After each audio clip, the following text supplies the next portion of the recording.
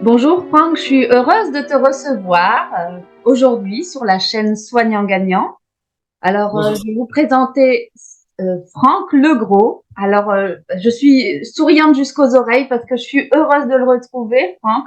Nous avons partagé les mêmes bancs de classe à l'Institut des neurosciences appliquées.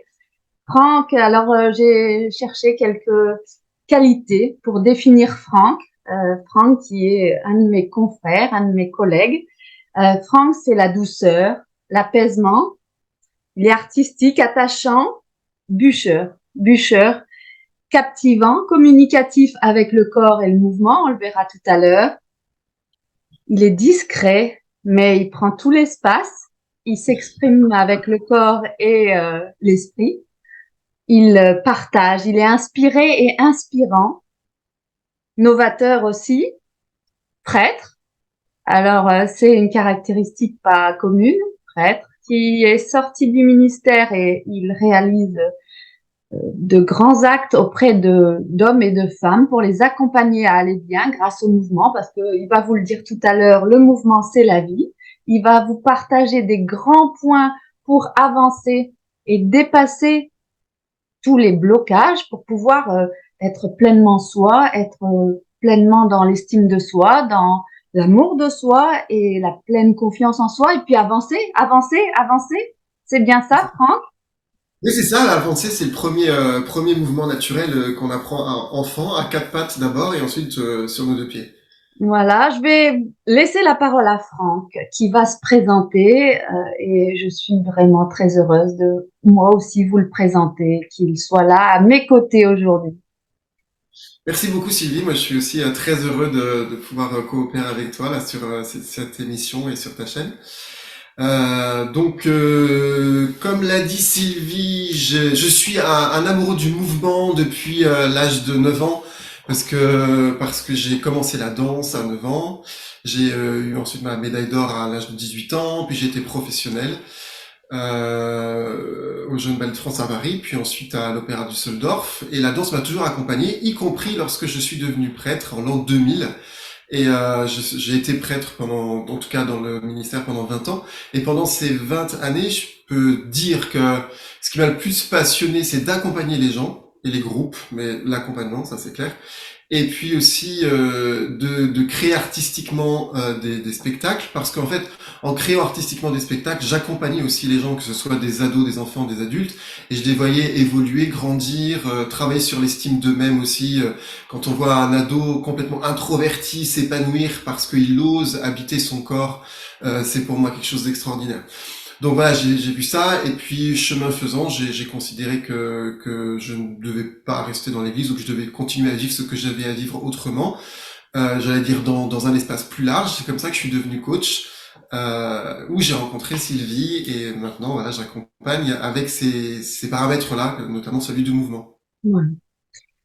On a choisi des points forts. On a échangé quelques minutes avant cette interview, hein, Franck. On a échangé sur des points forts qu'on voulait vous partager. Le premier point fort que nous a partagé Franck et qu'on a pu choisir ensemble, c'est notre corps est notre ami, pas notre ennemi. Je vais laisser Franck développer un peu là-dessus. Ouais. Euh, Très souvent, on entend et on vit le corps comme étant quelque chose qu'on doit quelque part un peu subir, quoi. Enfin, ouais, parce que soit on a mal, soit parce qu'on n'est pas comme il faudrait, de la tête aux pieds, on n'a pas le nez qu'il faut, les cheveux qu'il faut, etc. Mais je parle de ce que je connais. Et voilà, donc Nous aussi, les femmes, on voudrait être blonde, on est brune, on voudrait avoir les cheveux frisés, voilà. Oui, mais voilà. vous avez des cheveux, pas de cheveux.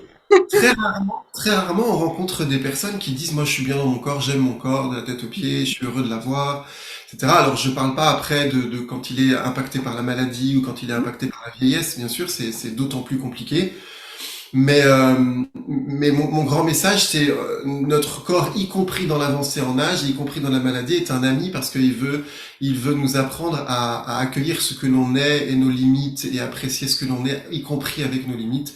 Et il est là pour nous le dire, en fait. Il est là pour nous faire entrer dans une intelligence de nous-mêmes que parfois nous n'avons pas parce que dans la pensée, on voudrait que être comme ci ou être comme Mhm. ça. Le corps, il est là pour dire non, mais en fait, je vais t'apprendre la sagesse de la vie, y compris à travers le temps et les événements qui passent. Mhm. Tu parles de mouvement. Le mouvement, c'est la vie, hein, on le sait. Quand le sang circule plus, s'il y a plus de mouvement dans le sang, dans notre corps, eh ben, on est un peu mort. Et c'est ce qu'on espère le plus loin possible. Donc, toujours être en mouvement, ça nous garde en vie et ça Oui, nous donne aussi l'envie. Comment, avec le mouvement, on cultive l'estime de soi et comment garder cette belle estime de soi ou la cultiver parce que parfois on a une estime de soi très très basse quand on est, quand, comme tu dis, jeune, ado, tu viens de partager que tu avais un ado qui n'arrivait pas à exprimer, s'exprimer par son corps, etc. Comment cultiver une belle estime de soi grâce au mouvement, à la danse, etc. Euh, parce que en fait pour moi le corps est le premier, j'allais dire la première matière concrète réelle de notre existence. Et si je décide de travailler avec mon corps, que ce soit avec la danse, que ce soit avec un sport, d'aller marcher, etc., et que je fais ça régulièrement, déjà le premier impact c'est que ça va me montrer que je suis capable d'être persévérant, je suis capable de d'y aller. Et comme je disais à Sylvie tout à l'heure, moi, dans les clients que j'accompagne, ceux qui ont eu le plus de résultats, ce sont ceux qui se sont mis en mouvement et qui ont choisi une activité physique quelle qu'elle soit, appropriée à leur vie, à leurs désirs aussi. Et très nettement, parce que quand je décide, si je ne le faisais pas, quand je décide de mettre mes baskets tous les jours, par exemple, et d'aller marcher ou d'aller courir un quart d'heure, 20 minutes, et que je le fais tous les jours, ben je sors de ma zone de confort, Mhm. je suis en train de me montrer que je le peux, que je peux changer quelque chose dans ma vie, que je peux prendre ma vie en main, comme je prends ce quart d'heure et ce 20 minutes en main. Et ce quart d'heure et ces 20 minutes en main, je prends l'exemple du footing, mais c'est symboliquement ce que je peux faire de toute mon existence et de ma vie. Je peux prendre ma vie en main. Et les personnes qui décident par le mouvement, quel qu'il soit, par le sport, par l'art, quel qu'il soit, qui Mais décident en fait si de faire j'ai une personne, tu vois, une personne qui est plus âgée ça. ou en difficulté physique, elle Mhm. peut quand même utiliser le mouvement chez elle. Bien sûr. Alors il y a Comment tu conseillerais, qu'est-ce que tu conseillerais? Comment danser chez soi, mettre de la musique? Moi, je bien sûr. l'accompagne en mettant de la musique et du mouvement. Tu ferais ça? Oui, parce qu'en fait, parce que la danse, pour moi, la danse la plus naturelle et qui correspond à chacun, c'est la danse qui vient de chacun, avec ce qu'il est. Et un petit enfant de 3 ans, ou une ado de 17 ans, ou une femme de 30 ans, ou une femme de 60 ans, elle a la capacité, alors, sauf bien sûr une maladie ou quelque chose de particulier, mais elle a la capacité de bouger avec ce qu'elle est. Et ce qui est beau, c'est qu'elle bouge avec son corps. Donc il suffit juste de mettre une musique qu'on aime à la maison, Mhm. qui peut-être va rejoindre notre état intérieur, ou qui va nous faire rentrer dans un état intérieur que nous voulons visiter, au contraire. Et je mets mon corps en mouvement et du coup quelque chose se passe. Et la femme de 70 ans, 80 ans, 90 ans est capable de le faire avec ce qu'elle est, hein, même si c'est juste bouger comme ça avec les mains, etc. Là déjà il se passe quelque chose en fait. Il n'y a pas Même, besoin, il y a pas. même dans une, en condition de mobilité réduite, dans une chaise roulante, on peut danser Exactement. avec les bras, le corps, etc. Alors, allez voir sur YouTube, mettez danseur en fauteuil roulant. Il y a des scènes extraordinairement magnifiques qui vont vous faire pleurer. Tu parles de ce mouvement et qui permet de se rendre compte qu'on est capable, persévérant, qu'on le fait tous les jours, tous les jours, tous les jours, tous les jours, tous les jours. Euh, Tu parles d'un deuxième grand point, consentir au mouvement de la vie pour ne pas rester bloqué par les mouvements qui vont nous bloquer, par les mouvements. Les mouvements de la vie vont nous débloquer ou nous bloquer. Vas-y, répète, je te laisse Non, reprendre. en fait, quand on vit des expériences malheureuses, Oui. Très souvent, ces expériences malheureuses nous bloquent, en fait. Mhm. Elles peuvent nous bloquer dans des relations, elles peuvent nous bloquer sur nous-mêmes. Enfin, même, vous pouvez, enfin, dans des cas extrêmes, vous restez figé, vous restez bloqué, en fait. Et ce blocage, il va aussi être psychologique, il peut être émotionnel, il peut être physique. Mhm. Et si je décide de travailler avec sur cet événement en le mettant en mouvement, eh bien c'est assez magique. Mais il se passe quelque chose où la vie reprend le dessus par rapport à ces événements qui m'ont bloqué en fait. En fait, tout blocage m'approche quelque part un peu du statut de la mort, quoi. Je suis figé. Et ben quand je décide Je ne t'entends plus. de l'accueillir et de le mettre. Eh bien là, en fait, il y a quelque chose qui se libère, y compris dans quelque chose de traumatisant. Tu exposes que des gros événements de vie bloquent, Oui. nous bloquent dans notre corps. Comment ça s'exprime? Comment ça se traduit, par exemple, un deuil, une grave maladie, un décès, un divorce, une trahison, une humiliation, des humiliations, ou aussi on pourrait parler du pire, viol, inceste, etc., des choses très graves. Comment tu constates que ça s'inscrit dans le corps et comment tu aides les personnes à s'en libérer? Bah, ça s'inscrit déjà parce que souvent après des événements traumatisants comme ça, il peut y avoir un phénomène de repli sur soi, donc comme de blocage, y compris j'ai pas envie d'aller à l'extérieur ou j'ai pas envie d'en parler, donc ça peut être blocage verbal. Hmm. Ça peut être aussi même un blocage psychologique, c'est-à-dire que conscient ou inconscient d'ailleurs. Donc il y a quelque chose qui se stoppe et qui bloque. Ça peut être une maladie qui naît et qui va aussi me bloquer quelque part dans mon quotidien. Et donc comment accompagner ça? Alors important, c'est accueillir l'événement, c'est-à-dire surtout ne pas le fuir, mais l'accueillir et plutôt que de le subir, de commencer à l'accueillir pour le faire vivre et pour décider non pas de le subir, mais de devenir acteur peut-être pas de ce qui m'est arrivé parce que je ne l'ai pas choisi, mais en tout cas de ce que j'en fais. Et ce que j'en fais, je vais l'exprimer par le mouvement que je choisis moi-même ou que le corps va choisir. Parce que ça qui est très beau, c'est que dans ces exercices psychocorporels, l'idée c'est de lâcher aussi un peu le mental parce que le mental, lui, il bloque pas mal. Donc l'idée c'est par le mouvement justement de faire descendre tout ça et de laisser parler le corps. Pour vous donner des exemples, parfois, vous avez quelqu'un, une cliente ou un client qui dit, on travaille sur un mouvement et qui dit, mais j'avais jamais réalisé ça Mhm. par rapport à cet événement. Ou j'avais jamais réalisé que je vivais ça avec ma fille, par exemple. Mhm. Elle l'a pas mentalisé, mais c'est en dansant qu'elle a compris quelque chose. Mhm. Ça pour moi, c'est très très fort. Parce on remet de la vie et parfois une autre compréhension des événements traumatisants. Mhm. Et surtout du fait que c'est le phénomène de la résilience. C'est-à-dire que quelque chose que j'ai vécu peut inévitablement devenir un tremplin pour la vie. Et je peux même en faire quelque chose d'extraordinairement beau. Eh C'est bien, beau ce que tu mettre dis, la hein. danse et le mouvement. C'est beau ce que tu dis. Ah, mais c'est ça, Je répète, parce que Franck vient de dire, euh, c'est un phénomène de résilience, mais la résilience, c'est aussi un tremplin pour la vie, c'est un tremplin pour aller au-delà et avancer plus vite. Alors, je répète, hein, oui. la résilience, c'est un tremplin pour la vie. Je trouve ça très beau parce que je travaille tout le temps la Oui, résilience et parce qu'en ce que tu transmets, c'est vraiment très beau.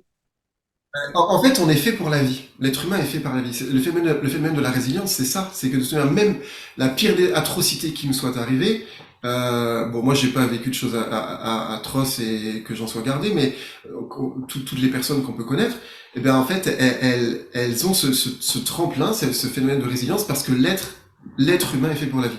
Et donc, comme le mouvement, dans l'être humain, c'est la première expérience de vie, même dans utérin, c'est ça.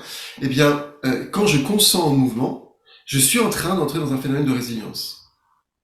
Quand je mets en mouvement en liant ça à un traumatisme, je suis déjà en train de consentir au phénomène de résilience et je sais que je peux en faire quelque chose de très bon. Tu as l'exemple très fort que tu m'as partagé tout à l'heure d'une dame. Est-ce que tu serais d'accord pour le partager, cette Oui, expérience que tu as vécue de coaching? ouais. C'était lors d'un atelier, on était une petite dizaine et cette femme venait de savoir le jour même que elle n'aurait pas la garde de sa fille. Elle passait devant le tribunal et pour une maman, être séparée de sa fille, c'est, je C'est pense, une terrible. des choses. Être séparé de ses enfants, c'est terrible pour une maman. Je pense pour un papa aussi, pour une maman aussi, c'est terrible d'être séparé. Quand on n'a plus du tout la garde, je pense que ça doit être affreux. Je n'ose même pas imaginer. C'est ça. Et donc cette femme, elle était terrassée. D'ailleurs, je trouve que, enfin, c'est beau parce qu'elle a décidé de venir à l'atelier quand même. Hmm. Et j'ai proposé de décider, j'ai proposé aux uns et aux autres de partir de danser à partir de l'émotion dans laquelle ils étaient. Donc, Mhm. pour elle, c'était la colère. Et donc, je mets une musique et elle me dit, j'y arrive pas en fait. Mhm. Elle était tellement bloquée pour le coup que elle savait qu'elle était en colère, mais ça l'a tétanisée en fait, ça l'a bloquée. Je dis ok, on va mettre une musique qui va t'aider en fait à débloquer ça. Donc je suis allé chercher sur internet des danses guerrières d'Apache, voilà, un peu comme ça.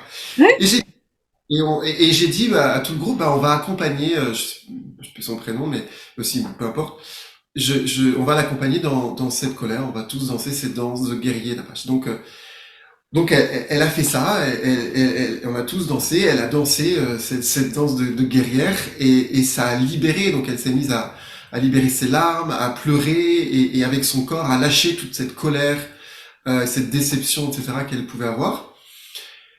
À la fin, elle m'a dit c'est énorme parce que c'est sorti, je me sens tellement soulagé, ça me fait tellement bien. Et après, je lui dis, maintenant, tu as besoin de quoi, en fait? Tu as besoin de vivre quoi, maintenant? Elle me dit, j'ai besoin de vivre quelque chose de plus doux et de plus paisible. Donc là, on a mis une musique plus douce, plus paisible, et elle est entrée dans quelque chose de plus serein. En fait, ce qui est intéressant, c'est que en 1 heure et quart, je pense qu'elle a fait un voyage qu'on peut faire seul pendant des semaines ou des Des mois. mois, des années.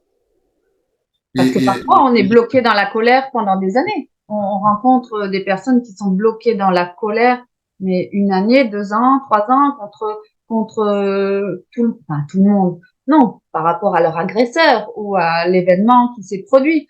Par rapport, par exemple, à une belle-mère, par rapport à un employeur, par rapport à un conflit de couple qui s'est mal passé et on reste en rancœur par rapport à l'ancien conjoint. Parfois, on rencontre des gens qui restent dans la colère très, très, très, très, très longtemps, même des générations. Les colères parfois se transmettent. Donc là, en 1 heure et quart, en 1 heure et quart, elle a fait un chemin mmh, d'une rapidité incroyable, quoi. Parce qu'il y a une puissance, il y a une puissance du mouvement et du corps qui est inimaginable en fait. Quand on l'expérimente pas, mmh. Alors tout à l'heure, tu as parlé de la résilience. Je reviens sur le tremplin de la vie. Et ça m'a fait penser au trampoline. Moi, pendant un moment, je n'arrivais plus, c'était l'hiver, il pleuvait, etc. Et entre mes séances de coaching, je n'arrivais plus à sortir, etc. Parce qu'il fallait être prête à prêter, etc. Je peux coiffer, etc. S'il pleut, au vent, etc. C'était plus possible. Et j'ai pris la solution d'acheter un trampoline intérieur pour pouvoir mm, sauter à l'intérieur entre les séances pour pouvoir me libérer des tensions entre chaque séance. c'est bien, super. Ouais, c'est beau parce que t'as trouvé un moyen physiquement en fait de vivre ce que ton état interne avait besoin de vivre pour passer à autre chose. Et je mettais de la musique, hein. Je mets la musique aussi. Je vais toujours ce trampoline. J'y vais moins souvent, mais je mets la musique et suivant l'énergie dont j'ai besoin Mm, pour les séances suivantes, plus douces, plus calmes ou plus très, très énergiques, je mets des ouais, musiques différentes. Ça me fait penser à ça. oui, bah, c'est ça, c'est tout à fait ça. On, on avait abordé une dernière notion, une dernière grande notion. On a plein de notions à aborder. On pourrait y passer des heures.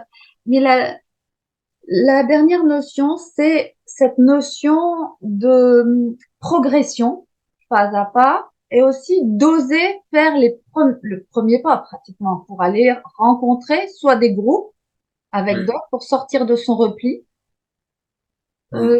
oser passer les portes, soit d'un club de marche ou marcher seul, soit un club de sport, soit un club de danse, soit, quelle danse on choisit, comment on fait pour être bien aligné avec ce qu'on a besoin et pas se tromper ce qu'on fait. J'allais dire, la première chose, c'est d'avoir envie. D'avoir envie, Euh, qu'on nous donne c'est- l'envie d'avoir envie de Johnny. Même si ça fait peur, même si déjà c'est est-ce que j'ai vraiment envie de vivre ça? Est-ce que j'ai vraiment envie d'aller dans tel groupe? Parce que quand même le désir est une motivation première. Mhm. Et ensuite, quel premier petit pas je peux faire? Mhm. Euh, et peut-être que si j'ose pas aller dans un groupe dans un premier temps, comment est-ce que je vais peut-être essayer tout seul, moi je sais pas, d'aller marcher, d'aller courir, d'aller danser. Là aussi, je pourrais donner un exemple. J'ai eu une cliente qui était pas bien dans son corps du tout, mais vraiment pas bien, qui avait du mal à s'accueillir, qui avait du mal à se regarder dans la glace, enfin dans le miroir, etc. Et lorsqu'on a fait le premier atelier de danse, elle coupait sa caméra systématiquement. Parce Mhm. que le regard d'autrui était quelque chose d'insupportable, d'intenable, en fait. Et chemin faisant, elle a réussi un jour à inviter une amie et donc à accepter que quelqu'un danse à côté d'elle. Puis elle a laissé sa caméra, puis ensuite elle est allée s'inscrire à un cours de danse quelques mois après, et puis la chose extraordinaire, elle a accepté de faire une vidéo où elle danse que je vais mettre sur les réseaux. Mais je lui dis, mais tu te rends compte? Oui, Je te mets l'évolution. Et elle avait travaillé l'image de soi, tout compte fait, Elle a la travaillé confiance en l'image de elle. soi. Et comment? Bah, que en le faisant, en fait. On ne peut, c'est un travail, hein, l'image de soi, mais la confiance en soi aussi, c'est pas après pas. C'est-à-dire que, comme pour tout, si je veux apprendre à faire du piano, bah, il faut que je fasse des petites leçons tous les jours. Et je vais progresser. Si je veux apprendre l'anglais, c'est pareil. L'image de soi, c'est exactement pareil. C'est ça va être comment est-ce que je m'habille, comment est-ce que je prends soin ouais, de ma féminité ou de ma masculinité, comment est-ce que je vais oser me regarder dans la glace, comment je vais peut-être danser tout seul, puis peut-être avec d'autres après. Et c'est tous ces petits pas-là. Donc moi, ce que je conseillerais, c'est comment je me fais un petit programme de progrès sur l'apprentissage à être fier de celui ou de celle que je suis et progressivement aller vers l'autre. Progressivement. Alors, je me suis retrouvée, moi, confrontée à une problématique. J'ai testé la danse bachata, alors les danses de l'été. Bachata, salsa, kizomba, ça doit être ça. Une séance. Donc, en fait, on est tous en cercle. On change de partenaire à chaque fois. Donc, en fait, les dames, elles tournent dans un sens, les messieurs de l'autre sens, parce que ce sont des danses en couple. C'est, j'ai franchi les portes. J'aime danser, mais je danse plutôt seule, ou j'avais plutôt dansé des danses de salon rock, Hmm. etc. J'ai appris il y a quelque temps. Et là, une amie m'invite sur un cours de danse, comme ça. J'ai été confrontée à plusieurs, plusieurs freins. On va les appeler les freins. Plusieurs freins. On se retrouve avec d'autres personnes face à soi qui n'ont pas forcément confiance en eux et Mhm. qui nous retournent quelque chose parfois de très difficile et très dur. Alors moi, c'était ma première cours de danse. J'arrivais, j'avais écouté les pas, mais je connaissais pas trop les pas de base. Je regardais mes pieds parce que je crois que c'est systématique. Les gens, quand ils commencent la danse, on regarde nos pieds, non? Enfin, En fait, c'est quand on n'est pas sûr de soi, on regarde par terre. ben oui, je regardais mes pieds. J'étais pas du tout sûre de moi. Puis je me suis retrouvée face à un monsieur qui m'a dit et qui m'a vraiment confrontée et qui m'a secouée d'ailleurs. Je savais plus quoi dire. Je savais même plus faire mes pas après. Il m'a dit mais je ne suis pas assez beau pour que ne me regardiez pas dans les yeux. Et j'ai été frappée à ce moment-là. Parce qu'il avait des baskets rouges. Je me souviens encore de ces baskets rouges tellement ça m'a marqué. Et en fait, j'étais dans essayer de suivre la danse. J'étais pas dans un un jeu de séduction, etc. Et là, je me suis retrouvée confrontée à une demande. Voilà. Comment dépasser, alors moi, je l'ai dépassé, t'imagines, mais comment dépasser ça, hein, pour les personnes qui seraient confrontées, comme moi, en étant une femme dans une nouvelle activité, etc., et de recevoir, en fait, quelque chose qui peut paraître un peu agressif, hein, moi j'ai trouvé ça un petit peu agressif, et C'est-à-dire déplacé. la parole Oui, qui t'a dit, c'est ça? oui, oui, j'ai trouvé ça assez, parce que il fallait que je le regarde dans les yeux, tu vois, c'était presque un ordre. Ou alors, il manquait cruellement d'estime de lui et qui me demandait de le suivre du regard. Bah, Il voulait que la danse soit parfaite. Moi, je n'étais pas là pour que la danse soit parfaite. J'étais là pour m'amuser et prendre. Mon intention, c'était de passer une bonne après-midi de danse, de partager, de découvrir mon intention. C'était mon intention n'était pas de faire top danse, je ne sais quelle émission de danse, tu vois, Danse avec les stars. manifestement, ce monsieur devait pas non plus être complètement sûr de lui-même pour entre guillemets peut-être être un peu vexé parce qu'il considérait que tu devais le regarder dans les yeux. Il faut savoir que je pense que dans tu vois ce genre de soirée ou de même dans beaucoup de cours de danse, bah d'abord qui a une alors peut-être oui les danseurs pros parce qu'on travaille comme ça depuis longtemps, mais sinon chacun appréhende en disant est-ce que je vais être accepté par l'autre. Mm. Euh, et c'est très fort parce que c'est physique dans des soirées de danse comme ça. Et donc voilà, cet homme aussi. Moi, je pense que dans le cas là que tu évoques, il y a pour moi peut-être deux voies possibles. La première, c'est juste de d'être simple et vrai, et authentique. Mm. C'est-à-dire, bah non, monsieur, en fait, c'est pas la question, mais en fait, bon, en fait, je sais me débrouiller comme je peux. Je suis content d'être avec vous, mais je sais pas, et ça me rassure en regardant les pieds. Voilà.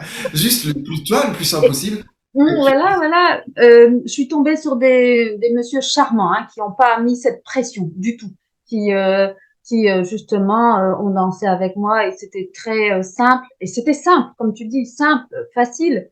Et au fur et à mesure de l'après-midi, ça se passait en après-midi, je suis tombée sur différentes personnes et au fur et à mesure de l'après-midi, j'ai pu progresser. C'était incroyable. Entre le moment où je suis rentrée dans la pièce et bien la sûr. fin, et un monsieur plus très âgé, assez âgé, qui dansait, il m'a impressionné, très âgé, qui dansait avec sa compagne et je vois qu'il danse très bien et comme on change à chaque fois de partenaire, je vais vers lui et je lui demande, vous pourriez me montrer et apprendre avec vous?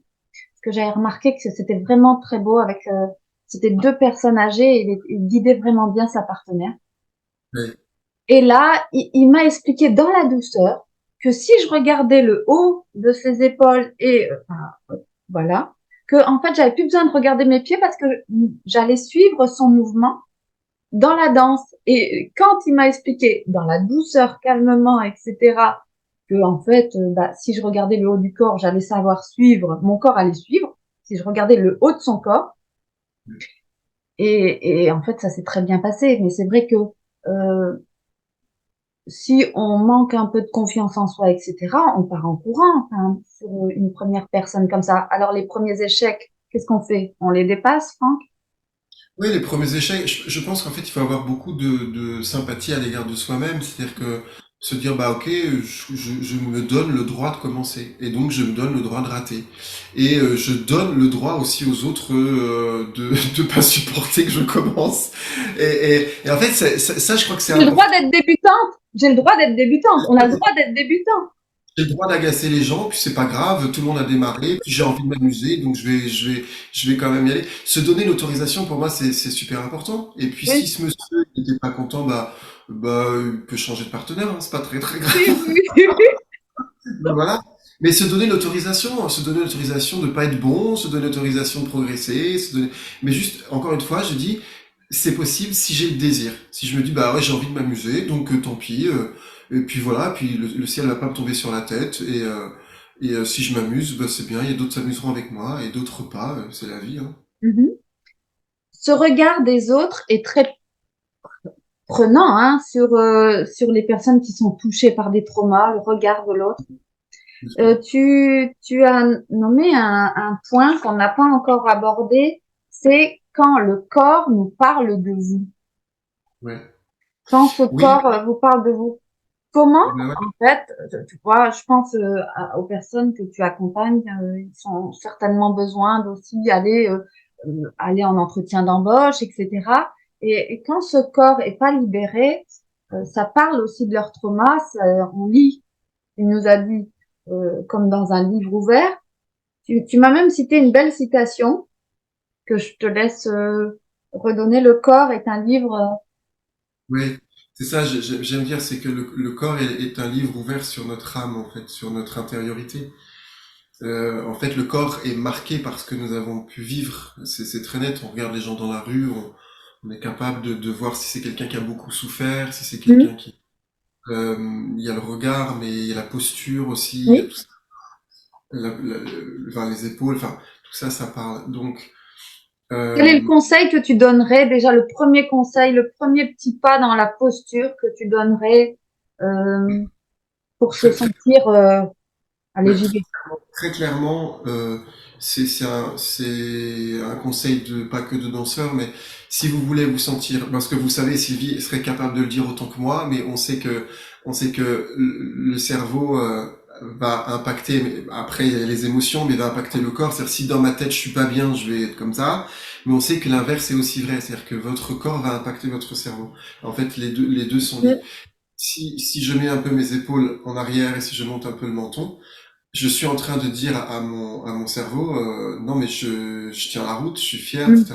Il s'agit pas d'en faire trop si vous n'avez pas l'habitude, mais en tout cas de serrer un peu les omoplates. Tu vois, vous voyez la différence si je suis, d'ailleurs je suis pas droit, je suis pas, pas très bien, si je suis comme ça, voilà, ou si je me redresse en serrant un peu mes épaules. Je serre un peu mes omoplates en fait, donc il y a les épaules qui s'élargissent et ici en fait ça s'élargit. Je monte un peu le menton. Si je fais ça, si je marche dans la rue déjà comme ça, je manifeste plus de fierté au bon sens du terme, d'autorité, de présence. Et C'est ça, limité. c'est c'est à portée de main de tout le monde en fait. Vous Oui. pouvez travailler chez vous cette posture, la différence entre je me relâche ou au contraire je suis présent. Voilà. Mm. Faites ça plusieurs fois, je me relâche, je suis C'est présent. présent. Quand vous avez un entretien d'embauche, bah, c'est très clair la façon aussi dont vous vous présentez. Si vous entrez comme ça, ben, j'exagère un petit peu, hein, mais un peu voûté, en regardant par terre, bon, voilà. Mais si vous entrez en mettant vos épaules, j'aime pas du tout la caméra parce qu'elle montre que, je sais pas si vous, La caméra, elle est biaisée, c'est ça? Ça va non, pas? non, c'est parce que je me dis, je suis pas droit en fait, mais c'est pas grave. Et voilà. Et donc ça, c'est tout le monde peut le travailler. Et moi, j'ai aidé une institutrice à passer ses concours comme ça. La façon dont tu vas entrer dans la salle, etc. La façon dont tu vas t'asseoir, la façon Et dont... il y a un phénomène au niveau de notre cerveau, dès lors qu'on a les épaules en arrière, le cou un peu relevé et le menton un peu relevé et on affiche un grand sourire, il est impossible pour notre cerveau d'avoir des idées négatives. Donc ça, c'est ça. important. C'est important parce qu'on va pas ruminer et broyer du noir, mais on va commencer à avoir les idées plus claires, plus positives, parce qu'il est impossible dans cette posture-là, c'est scientifiquement prouvé, et c'est ce qu'on nous apprend aussi à l'Institut des neurosciences, hein, que notre posture conditionne aussi nos pensées plus positives et plus dignes, plus de confiance, plus de fierté, oui, parce qu'on peut être fier de qui on est unique, et nos traumatismes de vie, comme tu le dis, euh, soit on les subit, je te laisse redire sur ce que tu nous avais dit, soit on les subit, soit on est acteur.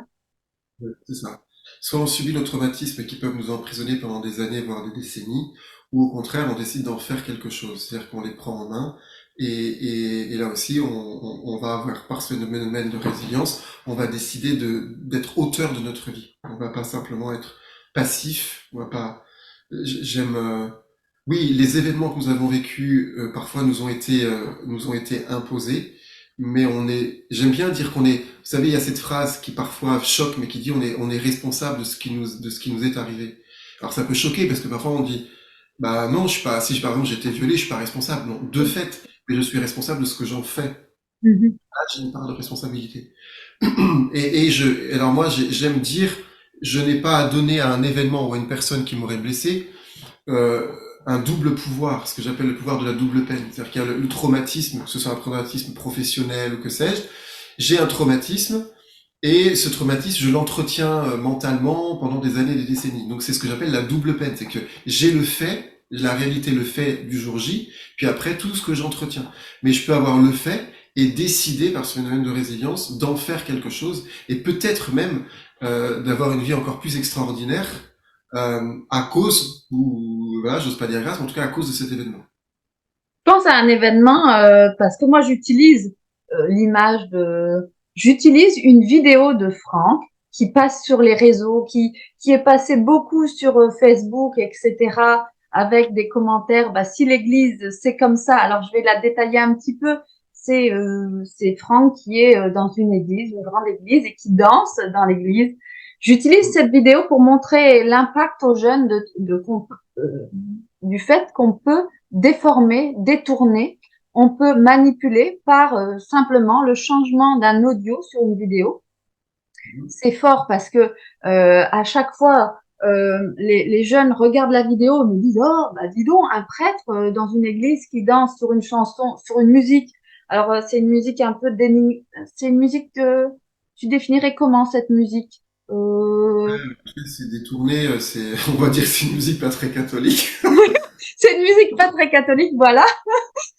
C'est exactement ça. À côté de ça, c'était la vidéo réelle, la réellement tournée. Je montre toujours les deux vidéos aux jeunes élèves, etc., pour montrer que ce qu'on peut faire et comment on peut détourner, ça peut être des fois violent et choquer, parce que quand on montre la première vidéo, parfois ça choque. On dit, oh, non, ça change l'église. Aujourd'hui, on danse sur du Enigma dans l'église, et alors que ça a été complètement détourné. Et certains de nos jeunes ou moins jeunes, qui, quand ils étaient plus jeunes, ont vécu ces humiliations en classe, ces détournements de leur image, ce détournement de qui ils étaient, et ils se sentent toujours victimes de ça. Ils traînent ce lourd fardeau. Qu'est-ce que toi, t'en as fait quelque chose de bon tout compte fait cette vidéo qui a été détournée, ça ne t'a jamais empêché de progresser, d'avancer, de te montrer en tant que justement danseur, etc. Ouais, moi j'étais, bon, pour cette vidéo, j'étais déjà adulte et bien mature, donc ça aide. Je pense que pour des adolescents, c'est plus compliqué et plus difficile parce qu'ils sont en pleine construction. Euh, mais ce que j'aurais envie de dire, c'est que euh, Comment ne pas rester victime quand il ouais, nous est arrivé un phénomène de harcèlement, par exemple scolaire? Comment comment switcher par et comment les parents peuvent aider leurs enfants à switcher pour accompagner leurs enfants parce que c'est dramatique parce que dès le plus jeune âge, là où on se construit à l'adolescence, là où on va se confronter à un réseau social qui est enfin le collège, le lycée, là où on va se confronter, on va être déjà blessé. ouais. Alors, je pense qu'il n'y a pas de solution magique en un instant, mais pour moi, la solution à court, moyen ou long terme, c'est de travailler profondément sur l'estime de soi et de permettre à l'enfant, à l'ado ou à l'adulte de se dire, connais qui tu es, sais qui tu es, et ne permet à personne d'autre de déformer ce que tu es. Mais même s'ils le font, puisque toi, tu seras assez sûr de qui tu es, bah voilà, ils peuvent dire. Alors c'est facile peut-être à dire peut-être à mon âge puis j'ai pas vécu j'allais dire de choses très graves où les gens disaient des choses très graves, mais pour moi là, ce qui est sûr c'est de savoir qui je suis en fait, savoir qui je suis. Et faire des choix pour retourner vers d'autres groupes bienveillants et avoir confiance dans d'autres groupes, des groupes de, comme tu dis, de danse, mais ça peut être aussi d'autres sports comme d'autres arts martiaux, des arts martiaux ou qui vont. Ouais, je pense que ça dépend beaucoup de la psychologie de l'enfant. Moi, par exemple, ayant été danseur quand j'étais Donc quand j'étais ado, bah imaginez-vous à mon époque un danseur garçon, tout ce que je pouvais Oui, oui, entendre. oui, oui, oui, oui, oui, oui, oui. Là, maintenant Ben, que tu le dis, j'imagine. Maintenant que tu ah le oui, dis, oui, j'imagine. voilà, des salles PD, machin, pardon, tout ce que vous voulez. Oui. Et en fait, alors moi, je pense que c'était dans la psychologie pour le coup, hein. Moi, je me disais, bah, en fait, je m'en fous, je leur montrerai qui je suis. Mhm. Et Ça donc t'a moi, rendu plus fort? Ça t'a rendu plus fort? moi, ça m'a rendu plus fort. Mais je pense que probablement que j'avais déjà une structure psychologique qui m'y aidait, probablement, et que mes parents m'ont permis d'avoir une estime de moi-même suffisamment forte pour subir ça sans que ça m'abîme en fait. Tu as nommé des citations. Il faut créer l'action parce que l'action crée le mouvement et entraîne des individus. Mm. Tu aimes particulièrement bien cette Ouais. citation de Christian Diochet. Bah, parce qu'en fait, nous nous construisons à partir de ce que à partir de ce que nous faisons, pas uniquement, hein, mais c'est lié entre l'action et ce que je suis. Et dans cette citation, il y a l'idée aussi de l'individuation de Jung qui est très intéressant. C'est je suis invité à devenir de plus en plus l'individu que je suis en profondeur et que je suis invité à décider en fait. C'est ça qui est très beau chez un être humain, c'est qu'il n'est pas juste quelque chose, il devient quelqu'un. Et je peux aujourd'hui décider de devenir l'homme que je veux être dans un an, dans 2 ans, dans 10 ans, et ça va se faire par les actions que je vais poser et qui inévitablement vont me mettre en mouvement. Tu as aussi nommé tout mouvement une belle citation d'Edgar Allan Poe, tout mouvement de quelque nature qu'il soit est créateur. Ben oui, Très ça bien. ce que je disais avant, c'est-à-dire quand je décide, c'est ça, c'est ça qui est très beau, c'est quand je décide de porter un mouvement dans mon existence, je crée quelque chose, je crée une ambiance, je crée des capacités, je crée des relations, donc dès que je mets en mouvement, mais l'inverse peut aussi être vrai, parce que je peux créer le malaise, je peux créer la mort, je peux créer, donc c'est important que je sois conscient des mouvements que je porte. Est-ce que ce sont des mouvements de vie et de vitalité, ou est-ce que ce sont des mouvements, au contraire, de mort, quoi. Destructeur. C'est-à-dire que aller taper sur le voisin ou dans un mur avec le poing. Faites pas ça, hein, parce qu'on se fracture forcément le cinquième méta. Parole de Manip Radio. Nous, en garde, pendant les gardes à l'hôpital, ou en clinique, hein, une garde à l'hôpital ou en clinique, on avait beaucoup de radiologie pour des actes de violence, des personnes qui tapaient dans les murs, de colère, etc., et qui se fracturaient au cinquième métacarpien. Donc ce mouvement-là, il est pas top. Vaut mieux aller faire une course à pied ou une marche ou une danse. Ou... Oui, c'est ça. Donc c'est intéressant de me dire, est-ce que c'est un mouvement qui, voilà, qui va générer la vie? Qu'est-ce que ce mouvement va construire, en fait, dans mon existence? Et en quoi est-ce que mon individuation, ma personnalité est en train de se construire? Tu accompagnes, on va parler un peu de ton actualité, où on te retrouve, Franck, parce qu'on arrive à la fin de cette interview passionnante. Et où te retrouve-t-on, Franck? Comment on te retrouve? Où on travaille avec toi? Comment est-ce que tu as un lien sur les réseaux, Franck Legros? Oui, c'est ça. Donc il y a tous les grands réseaux, Facebook, Instagram, YouTube, sur lesquels on peut voir ce que je fais, ce que j'ai dans le cœur, en tout cas. Hmm. Donc c'est Franck Legros, ou Franck Legros révèle-toi, mais si on met Franck Legros en général, ça vient vite. Hmm. Voilà, et donc bah, c'est comme ça ouais, qu'on peut me retrouver. Voilà. Hein. Il y a même des documentaires. J'ai vu là tout à l'heure en regardant sur YouTube, vous trouverez des documentaires. C'est un prêtre qui danse, c'est ça? C'est un danseur dans la maison de Dieu, c'est pas ça ou un truc Un comme danseur dans la maison de Dieu, voilà. C'est donc ça retrace ton parcours. On te voit il y a quelques années dans une salle de danse avec des miroirs. Tout à ça. l'heure, tu parlais de rentrer dans une salle de danse et que la dame, elle n'osait pas se prendre en vidéo. Mais quand on rentre aussi dans des salles de danse, parfois, il y a des grands miroirs et Mhm. pas forcément à l'aise, puis après, on se regarde dans le miroir et ça va. C'est un exercice que j'aime beaucoup faire dans les ateliers, c'est mettre les gens devant le miroir. Parce que ça, il se passe beaucoup de choses en fait. Il y a des personnes qui détournent le regard, qui veulent pas se regarder dans le miroir. Oui, probablement enfin, elles peuvent fermer les yeux, elles peuvent, un instant, ouais, bien sûr. Ou qui se mettent à pleurer parfois.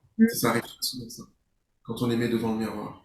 Mm. Mais c'est bien, parce que ça libère des choses. Oui. On a passé un bon moment ensemble, Franck. Moi, ça a été un plaisir. J'ai encore 100 000 questions, bien sûr. Il y a 100 000 questions qui m'arrivent à l'esprit, mais on va garder encore nos questions. On pourra aller directement poser nos questions à Franck via ses réseaux sociaux, tu as un site internet aussi. Oui. Bah, c'est pareil, Franck Legros, révèle-toi, je crois. C'est pas compliqué. Voilà. Je mettrai les liens dans le commentaire de cette vidéo. Vous trouverez tout ça pour retrouver facilement Franck. Il est facilement retrouvable, hein, vous inquiétez pas. Le gros, ça s'écrit Legros. Franck, c'est tout simple, c'est Franck. Et Franck est un fabuleux coach, danseur, prêtre et accompagnateur de vie et accompagnateur du mouvement pour libérer, pour se révéler. Ouais, exactement, c'est ça, révèle-toi, en fait, c'est ça. Que chacun se révèle à lui-même et au monde. Un grand merci, Franck. Je te Merci à remercie toi. pour ce temps accordé sur la chaîne Soignant Gagnant. Je te remercie d'avoir partagé avec toutes les personnes qu'on accompagne. Et je te souhaite, et je souhaite à tous les auditeurs une excellente journée, soirée, si vous regardez en soirée, et que Merci. le bien soit fait pour vous et le mouvement soit votre vie.